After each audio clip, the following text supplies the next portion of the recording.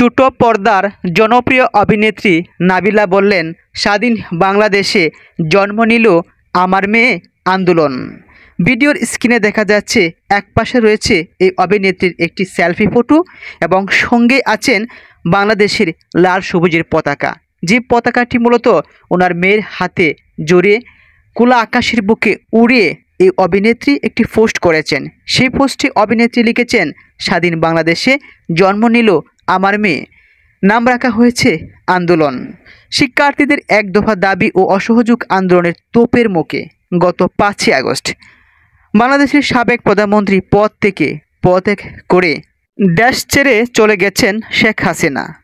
তার এই পতনকে বাংলাদেশের নতুন স্বাধীনতা হিসেবে আখ্যায়িত করেছেন শিক্ষার্থীসহ বিভিন্ন শ্রেণী পেশার মানুষসহ সমাজ অঙ্গনের একাংশ।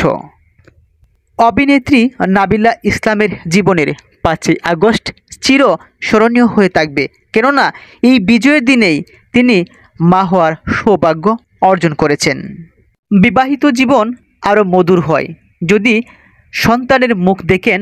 বিয়ের পর মা এবং বাবা, এই অভিনেত্রীও সেই কন্যা সন্তানের মুখ দেখলেন। যেহেতু শিক্ষার্থীদের আন্দোলনের দিনেই মেয়ের জন্ম হয়েছে, সেই মেয়ের নাম রেখেছেন আন্দোলন।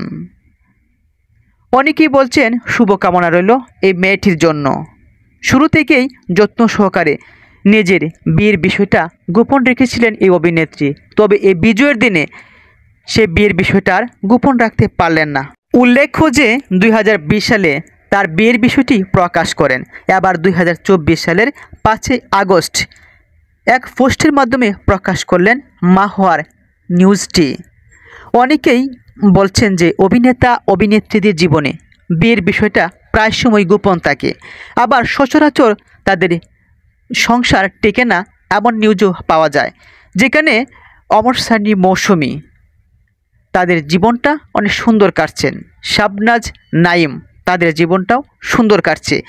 অনেকেই বলেছেন এই প্রথম আলো থেকে পুরস্কার প্রাপ্ত হওয়া অভিনেত্রী তার জীবনটা যেন আরও সুন্দর হয় এবং যে কন্যা সন্তান আন্দোলনের দিনে পৃথিবীতে এসেছে তিনি যেন প্রতিবাদী হন, দীর্ঘ হায়াত যেন আল্লাহ ওনাকে দান করেন। এভাবেই অভিনেত্রী সকলের প্রশংসায় মুগ্ধ হয়েছেন, দোয়াও চেয়েছেন সকলের কাছে। এই অভিনেত্রী ছোট পর্দার নাটকে বেশ পরিচিত একটি নাম। তার নাটক দেখার জন্য কোটি কোটি ভক্তরা অপেক্ষায় থাকেন।